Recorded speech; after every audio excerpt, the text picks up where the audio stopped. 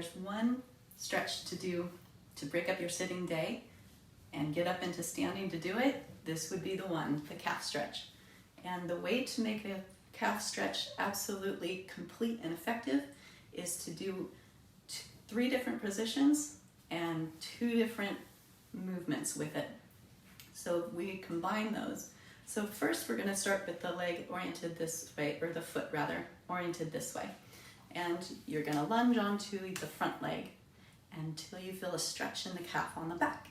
And then you're going to want to push down for a count of 5 seconds, and then relax for a count of 5 seconds.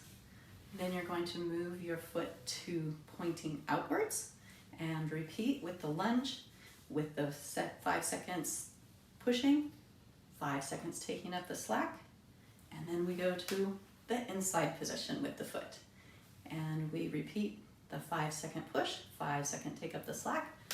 Then we go back to the center, again, 5 and 5, and to the outside, 5 and 5. And you might want to do this once a day, you might want to do it twice, you might want to do it every half an hour if you have foot problems. Thanks for watching, and remember to like and subscribe.